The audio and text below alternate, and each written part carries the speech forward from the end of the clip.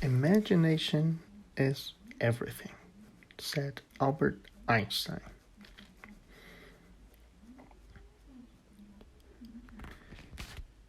And when I first heard this quote, being already a true worshipper of Albert Einstein and his works,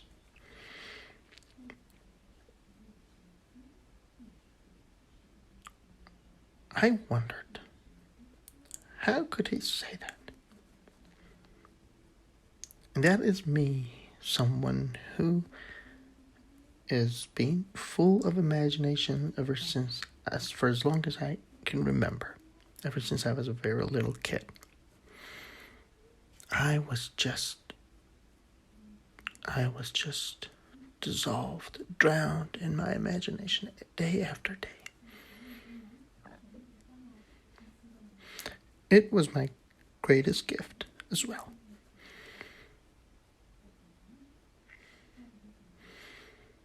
Anything that came out of me, it was great. That was awesome. I was praised for. A piece of literature that I wrote as early as I was third grade, fourth grade.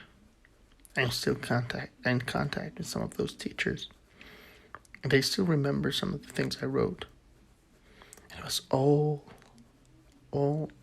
some manifestation of my imagination. So I truly believe that whatever greatness I have achieved was somehow related to my imagination. Any problem that I solved, anything I created, anything that I enjoyed doing and loved doing. That was me, but I still was surprised by what he said. And I knew very well that what he achieved was through thinking and imagining. However, as I grew up, the guy who always thought and imagined, that great gift of mine was also perceived as a curse, perceived by others until I also started thinking of it as a curse. Why can't I concentrate?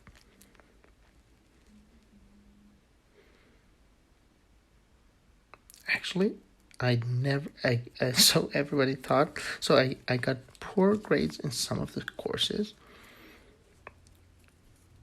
and I got excellent grades in the courses that I loved, and the subjects that I loved. I would just play with math, play with physics. But some other types of sciences, like let's say humanities, geography. I loved English, but I hated Arabic. And I just barely passed. And my grades were down. My GPA was down. I'm talking about 7th, 8th grade, middle school. And when I finally, at some point in my life, was tested for ADHD, it came negative. I never had ADHD. Because all the tests that they brought me were puzzles, the things that I just loved solving. And I did in no time. And it was very comprehensive test. It was done in over, I think, 10 sessions or something, 10 hours or something. There were so many questions, so many puzzles, and somebody was just there in the room just to watch me and observe me and take notes. That's how I was concerned. I was during my PhD, and I was wondering, and I'm writing on my dissertation about some sort of a writer's block. I didn't know how to start writing. this book that I had to write to be awarded a PhD. I didn't know what was wrong.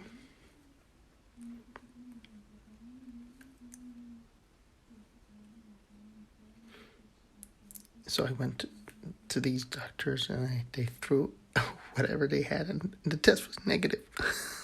So what's the problem? So funny. So growing up, let's go back to my middle school years. Growing up, I told a lot of lies to myself. These things I'm not good at. I'm not good at remembering the biggest lie I ever told until I realized I'm actually very good at remembering it for as long as I pay attention to things. There are things that one good example was that I was in the middle of almost at the end of my college years, and I was with somebody else my age, somebody else also finishing the college, and there was a kid who had a problem with her math problem. And I knew exactly what to say, because those were the years that I enjoyed studying, enjoyed educating myself, enjoyed learning.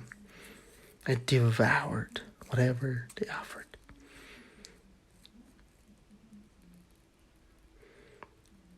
Until I started seeing the power of my imagination as a curse.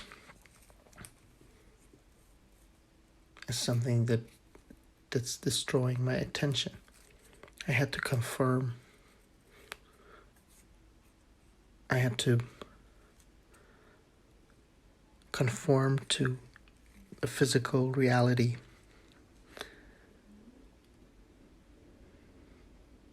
That at the time that I thought it existed, and I had to obey all those rules.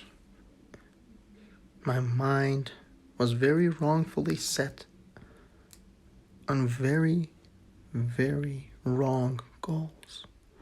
Goals that were right for many other people, but not for me. And I kept going and going and going, and somehow I managed to go through it.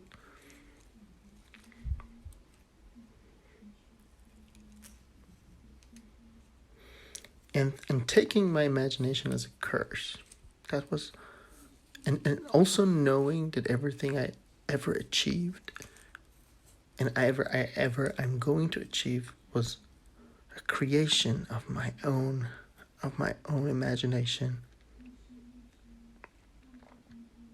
When I heard the Einstein code, I said, no, I'm going to actually correct this. Maybe you only imagined good things.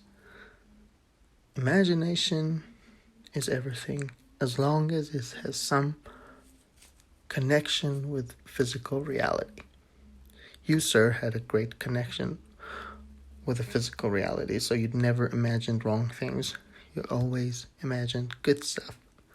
So you don't know what I'm talking about. You're great, you're awesome in your own sense. Or said, okay, maybe you also imagine things that were never useful. That's why they kicked you out of school. But you just don't want to limit people's imagination. That's also respectable. That's also a very good idea. So let's not correct what you just said, because it's already correct. Let's not limit people. That was how I after a while, after, I don't know, it took me minutes or hours, I came back, okay, now, he's right. Imagination is everything. For us, it's everything. We have to learn to imagine, not to stop ourselves, but this little, with this extension that as long as it relates to physical reality.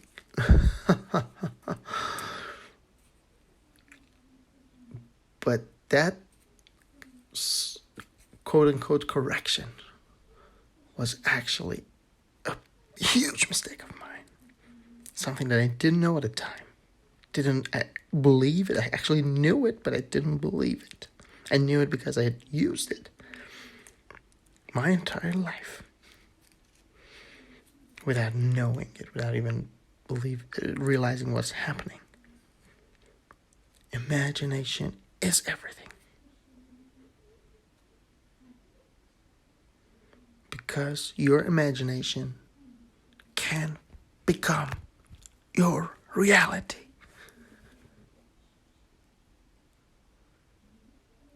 Your powers are not as limited as you think that they are. Once you understand that you, not just your brain, not just your physical body, but you, what's inside there, what's connected to it, what's created it, you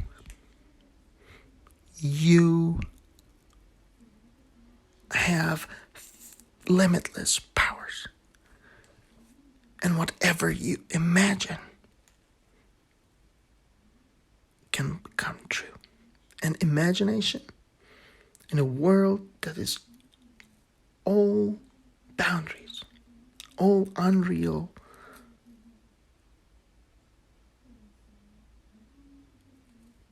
boundaries, illusions, lies that we've been told, rules that we should never obey,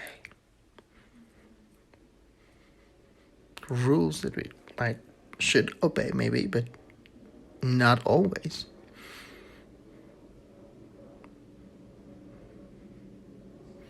Not when there are exceptions to the rules. Rules that are limited. Rules that you make on your own for yourself. From now on, I'm not going to do that. Based on what? Based on a single bad experience. How crazy is that? We all do it. And we limit ourselves. So in this world, in this reality, it's all limitation. We are always free to imagine. And we've been doing it since we were a kid. So that's how we can relate to what Albert Einstein said. Imagination is everything. Okay, no one will argue with that. It's imagination. It's not breaking any rules. And it's everything. Because it's limitless. It's limitless. It's not limited, but all those rules, all those things to the society, our parents, our loved ones, our teachers, our pastors, priests, mullahs, all those do's and don'ts that are good until they're bad. Even things that doctors and scientists say. I'm a scientist. I know I don't have the right to tell you how you'll live your life. But I can just tell you my own experience.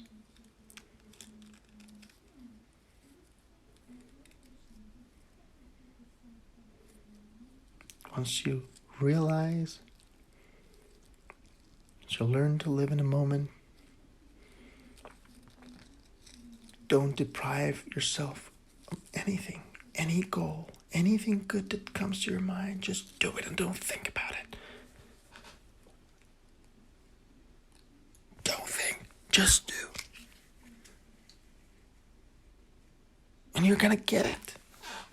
It's yours for taking. Otherwise, you wouldn't have thought about it. Oh my God. once you realize that, you will never, ever live. You will never, ever have a bad day in your entire life. You will never, ever live a life with depression, with anger. You'll learn to control everything. Because you know your powers are limitless. And you can imagine freely without any boundaries. Then you can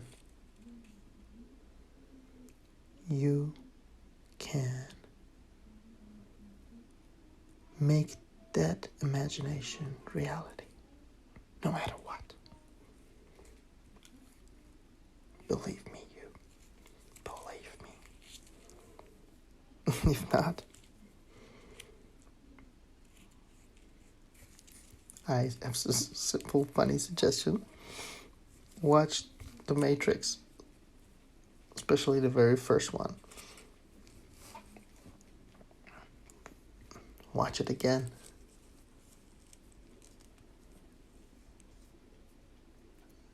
The entire series was built on a society, on a philosophy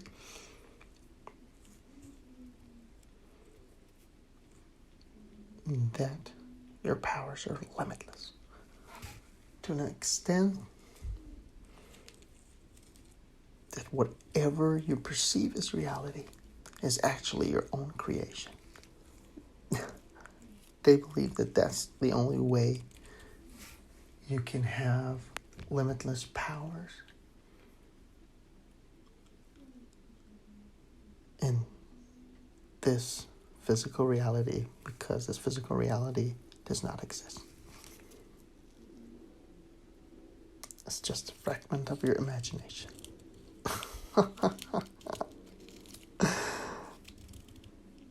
I hope you enjoyed this as much as I did.